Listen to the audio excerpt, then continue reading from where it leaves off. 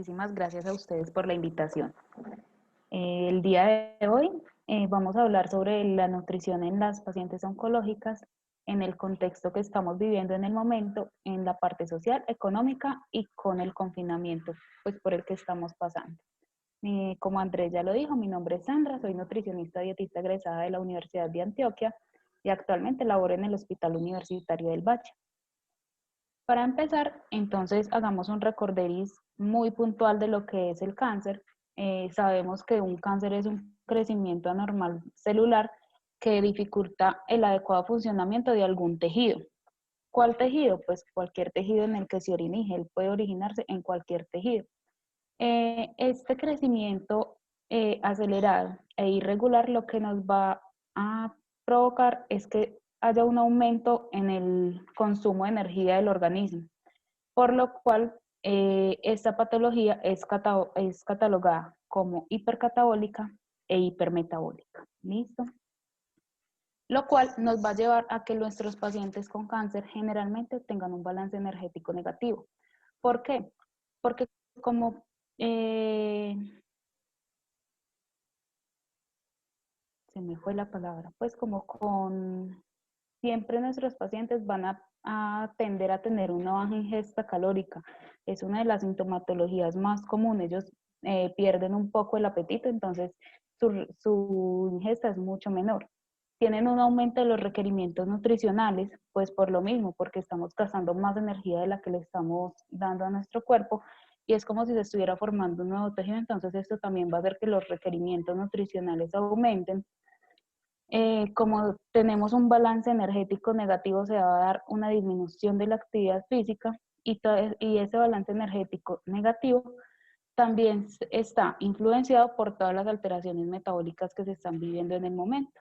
Esto llevándonos a que nuestros pacientes oncológicos generalmente tengan una pérdida de peso severa, una pérdida de la capacidad funcional, permanezcan con debilidad y con mucha fatiga, dándonos así que nuestros pacientes siempre están con algún grado de desnutrición. Todos los pacientes con un proceso oncológico se clasifican de entrada con una desnutrición. Ya pues el personal en nutrición y dietética es quien indica si el proceso está en una desnutrición leve, una desnutrición moderada o una desnutrición severa y pues ya se hará la intervención oportuna de él. ¿Qué ha cambiado en nuestro vivir diario con la llegada de la pandemia, con la situación actual que hemos tenido? Las personas estamos consumiendo muchos más alimentos en la casa, ya no podemos salir a restaurantes, pues se limita muchísimo como toda esa ingesta de alimentos. Entonces, los alimentos se preparan en el hogar, estamos compartiendo mucho más con la familia y esto también puede traer algunas alteraciones. Listo, nos estamos conociendo un poco más, pero eso también puede generar situaciones de estrés en algunos hogares. Las compras de alimentos se están dando en mayor cantidad y para tiempos más extensos. ¿Por qué? Porque los pacientes con cáncer saben que tienen un compromiso inmunológico, entonces son muchísimo más cuidadosos en el sentido de que no van a buscar salir mucho porque saben que tienen un mayor riesgo de contagio. Estamos teniendo un mayor cuidado con la manipulación de alimentos, esto sí lo digo en general, no solamente en el paciente con cáncer, creo que el paciente con cáncer es incluso uno de los que más cuidado tiene en este sentido, por lo mismo, porque ellos saben que de entrada tienen alteración en su sistema inmunológico debido a los tratamientos a los que son sometidos. Se está valorando mucho más la alimentación y alimentos específicos, dado su papel en la respuesta inmune que tiene el organismo, se está teniendo un menor gasto energético porque como estamos en confinamiento, pues no estamos saliendo absolutamente nada de la casa y esto sí influye muchísimo en el sedentarismo.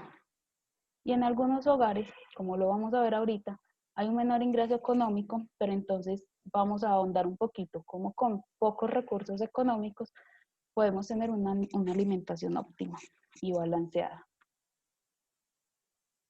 Para ahondar en esto, primero tenemos que saber cómo debe ser la alimentación en cualquier individuo, no solamente en el paciente oncológico. Entonces, esta alimentación debe ser equilibrada y debe ser adecuada, es decir, que tenga un adecuado balance de nutrientes y que se adapte a las necesidades de cada individuo. No es lo mismo los requerimientos nutricionales de un paciente sano que un paciente oncológico. Entonces, ahí sí debemos de hacer un hincapié y un llamado de atención. ¿Listo? ¿Por qué? Porque los pacientes oncológicos tienen un aumento severo de los requerimientos de proteína.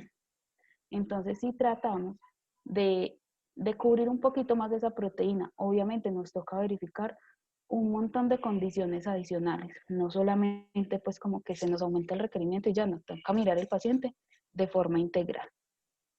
Una alimentación variada, es decir, que incluya todos los grupos de alimentos. ¿Por qué hago mucho hincapié en esto? Tenemos, bueno, yo en el hospital a todos mis pacientes les pregunto qué cosas no consumen. ¿Por qué? Porque no me gusta llegar a atropellar sus culturas y sus costumbres alimentarias. Pero la respuesta común es, ay no, yo no consumo lácteos y no consumo carnes rojas porque es que el médico me lo prohibió. Resulta que siendo la respuesta más común, es una respuesta que no es adecuada. Los pacientes no tienen por qué dejar de consumir ningún tipo de alimento.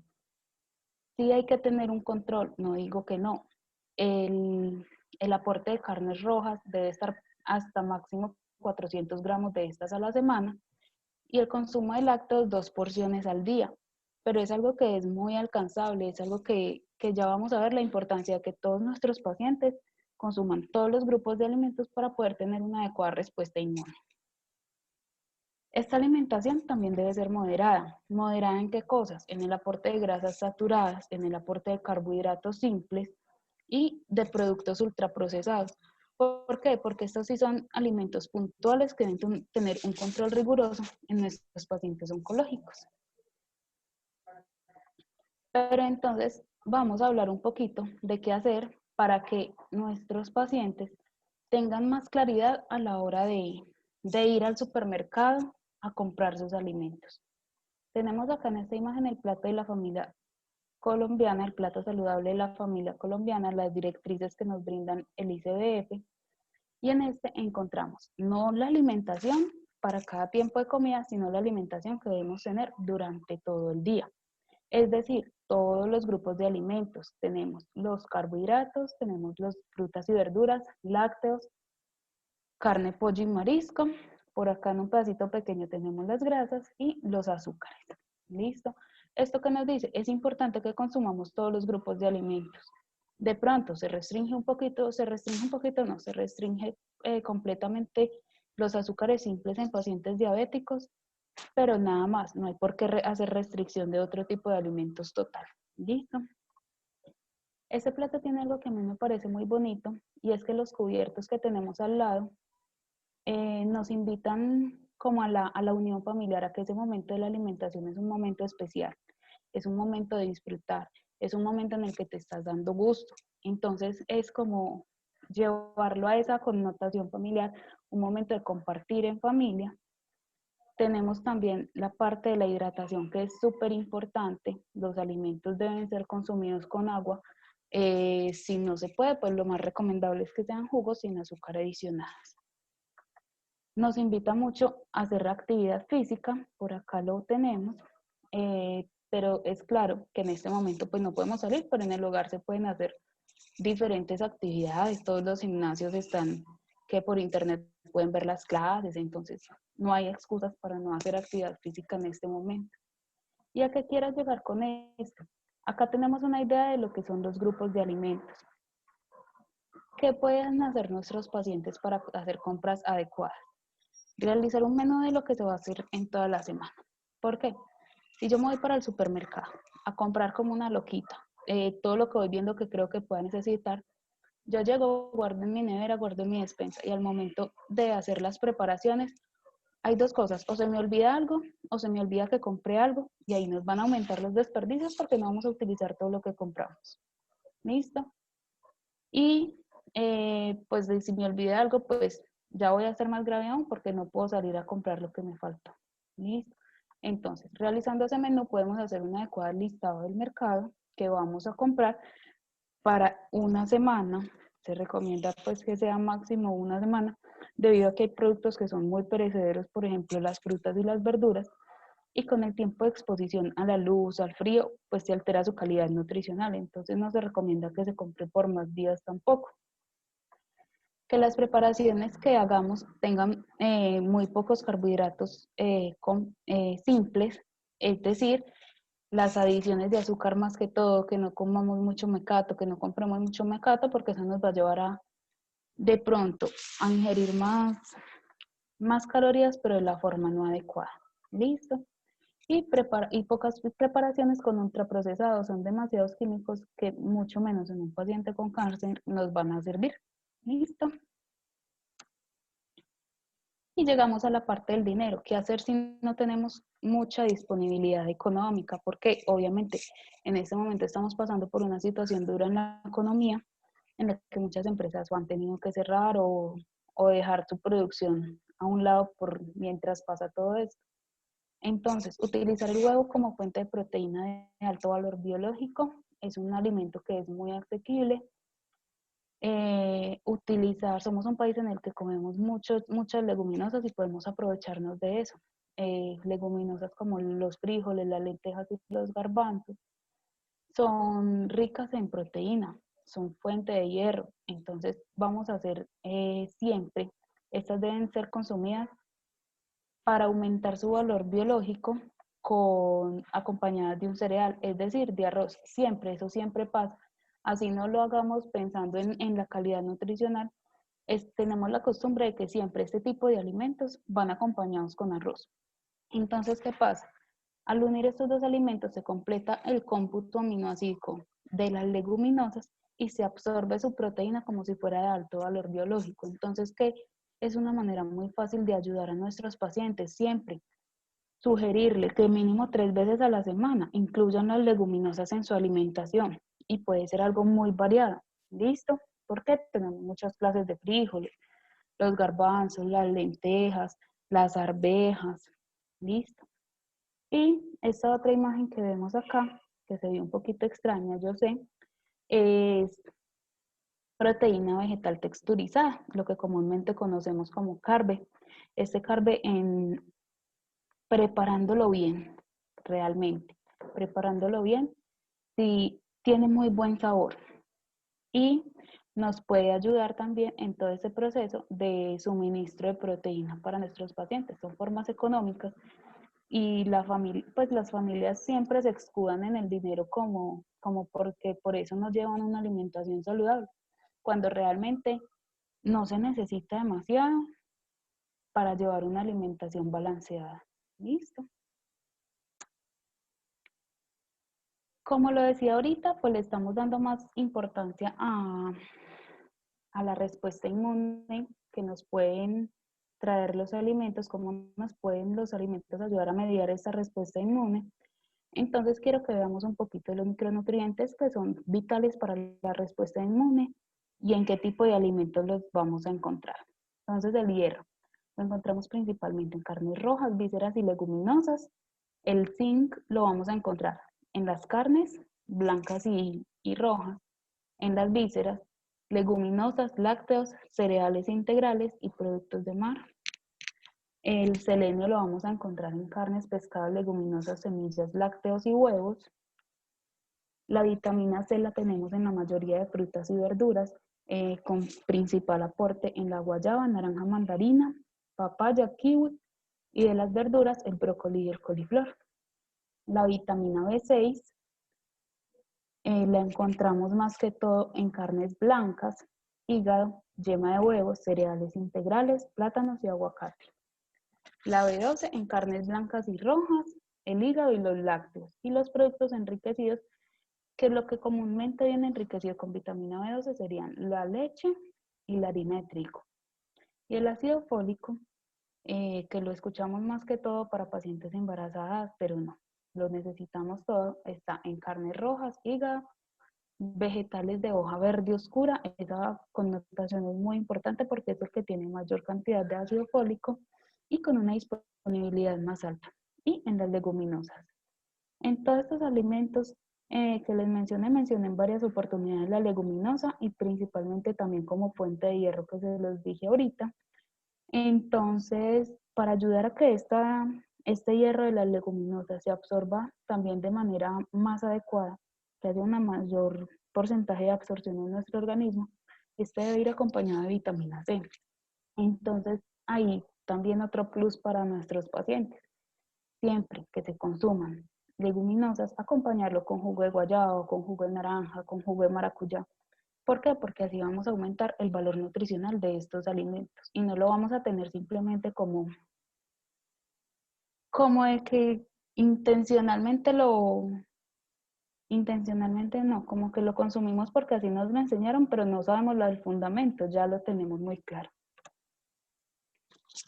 La otra parte que les estaba mencionando, ay no, espera, acá a lo que quería llegar con todo esto también era que si vemos, todos los grupos de alimentos son muy importantes y por eso mismo se les ahonda mucho a los pacientes, se les recalca mucho la importancia de consumir todos los grupos de alimentos. El único grupo de alimentos que no es netamente necesario son los carbohidratos simples, los azúcares. El cuerpo humano necesita carbohidratos, pero no azúcar. ¿Listo? Entonces ese es el único y no nos aporta nada importante, no tiene ningún tipo de micronutriente, nada. Literalmente son calorías vacías que no nos van a hacer ningún bienestar. Otro problemita que estamos presentando mucho en medio del confinamiento es la ansiedad. Como estamos en la casa todo el día, pues uno se para, abre la nevera, mira qué hay, vuelve y se sienta, vuelve y se para, abre la despensa, mira qué hay. Y en algún momento vamos a empezar a picar cositas. ¿Listo? Entonces, ¿qué es muy importante? Tener como muy bien pautados los tiempos de alimentación. ¿Listo?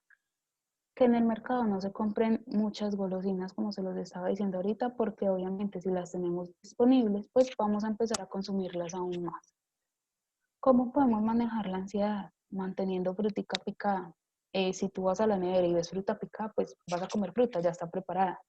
No tenés que hacerle ningún procedimiento, no te va a dar pereza. Los palitos de zanahoria o palitos de apio, como lo vemos acá, también son una muy buena opción. Se le exprime un poquito de limón y quedan perfectos como un snack. Y nos ayudan a controlar mucho esa ansiedad. O crispetas, pero no crispetas de microondas que ya vienen súper procesadas, no. Hacer las crispetas en el hogar con el maíz pira es una opción muy saludable. Y muchas veces cuando sentimos ansiedad, creemos que es solamente por consumir dulces y resulta que no. Resulta que en nuestra lengua tenemos pues como la posibilidad de sentir muchos sabores, entre ellos lo ácido, y es lo que menos le damos. Entonces muchas veces esa ansiedad se calma más fácil consumiendo algún tipo de ácido de cítricos que consumiendo el mismo dulce. Entonces también hay tip, una limonada, un manguito con limón, los palitos de apio, zanahoria también con limón, quedan muy ricos. Como recomendaciones generales que tenemos, lo que les acabo de decir, eso es como un resumen de lo que les acabo de decir. Mantener una adecuada rutina de alimentación. Si no la tenemos, pues empezar a adoptarla porque es importante. Si no establecemos unos tiempos de alimentación, todo va a ser mucho más desordenado y nuestro metabolismo va a estar como un loquito, haciendo picos insulínicos con cualquier cosita que le suministramos. ¿Listo? Incluir en la alimentación diaria todos los grupos de alimentos. Yo sé que ningún alimento va a ser prevención para el contagio con esta infección actual, pero sí, por medio de los alimentos podemos mediar esa respuesta inmune que podríamos tener si nos llegamos a contagiar. Planear una alimentación variada y equilibrada. A esto me refiero con lo del menú. Si no hacemos planeación, como les digo, vamos a estar comprando de todo y muchas veces generando muchos desechos de alimentación que, pues no sé, yo no estoy de acuerdo en botar comida por simplemente por mala planeación. ¿Listo? Estamos cocinando mucho en casa, como lo dije ahorita, entonces realizar preparaciones nuevas, que los pacientes se aventuren a cocinar cosas que nunca han hecho, porque eso sí abre muchas puertas con nuestros pacientes con cáncer que presentan tanta anorexia. El hecho de ver preparaciones creativas, preparaciones con muchos colores, con olores muy atenuados, los va a ayudar a ingerir un poco más de alimentos. Lavar y desinfectar todos nuestros alimentos, incluso los que ya vienen empacados, o sea, lavar la bolsa de leche, lavar la bolsita donde viene empacada la carne, lavar y desinfectar las latas del atún, de los vegetales, los que los compran enlatados, todas estas cositas. Es súper importante. Y para apoyar nuestra economía, también favorecer a los pequeños comercios. ¿Sí? Tratar de no estar comprando solamente en grandes almacenes de cadena, sino favorecer a nuestra tierra. Acá me parece súper importante hacer hincapié en cómo manejar los efectos secundarios de, de los medicamentos que se les suministran a los pacientes para el tratamiento, los medicamentos de quimio y de radioterapia. ¿Por qué? Porque son efectos que influyen mucho en toda la parte alimentaria del paciente. Tristemente, como les decía ahorita, desde que nuestros pacientes se les da el diagnóstico oncológico, ellos pasan a tener desnutrición inmediatamente. ¿Por qué? Porque es que no es solo los medicamentos los que producen este tipo de efectos, sino la propia patología. Entonces, van a tener pérdida de peso, la mayoría, sino, pues por no decir todos. Pero entonces, para esto, ¿qué podemos empezar a hacer? Tomar comidas muy pequeñas, ¿listo? Frecuentemente, en esto va también lo de organizar un horario de alimentación y que sean de unas densidades calóricas un poquito altas, ¿listo? ¿Cómo vamos a aumentar la densidad calórica de estos alimentos? Si vamos a hacer una sopa, les podemos incluir, por ejemplo, crema de leche. Si el paciente no quiere algo tan pesado, sino algo más suavecito, como una entrecomida, podemos ofrecerle una gelatina con lecherita.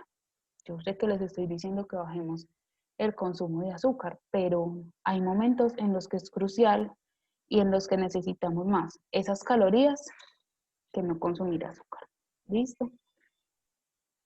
Una sopita, entonces si el paciente define que solamente quiere una sopa porque es que ellos se vuelven muy inapetentes, en esta sopita licuarles el pedacito de carne y su porcioncita de verduras. No queda maluco, queda muy rico, en realidad no queda algo desagradable, entonces también va a ser fácil de que ellos se lo coman.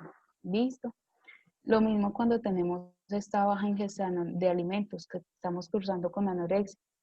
Eh, Sería como enriquecer calóricamente todos estos productos.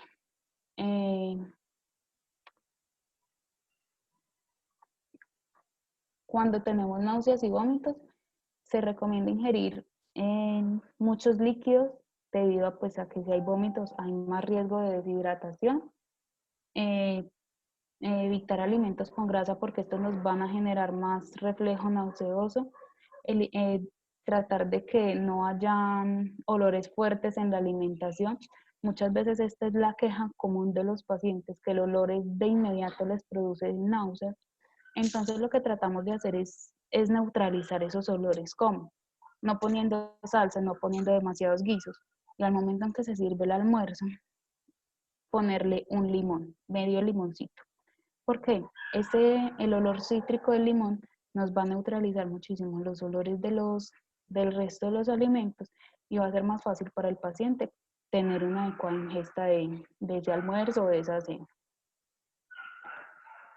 Para las náuseas y los vómitos también es muy bueno ingerir alimentos que sean muy secos, como los tostados, las galletas. ¿Listo? Entonces también se recomienda mucho la ingesta de esto.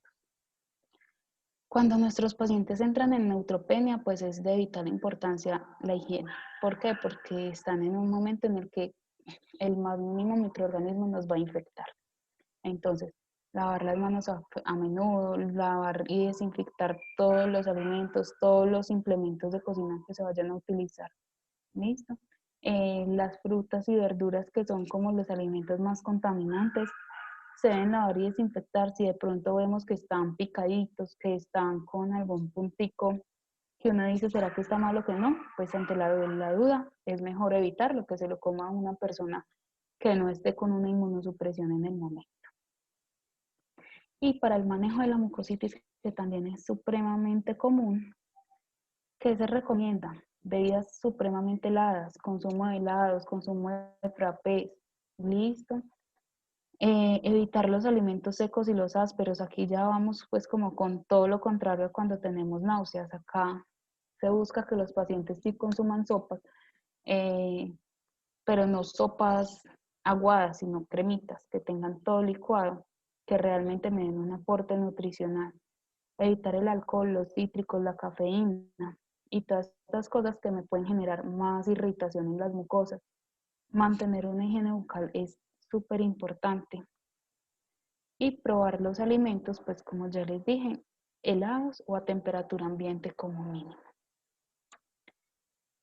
Para la diarrea, pues ahí sí es más como manejo de la deshidratación.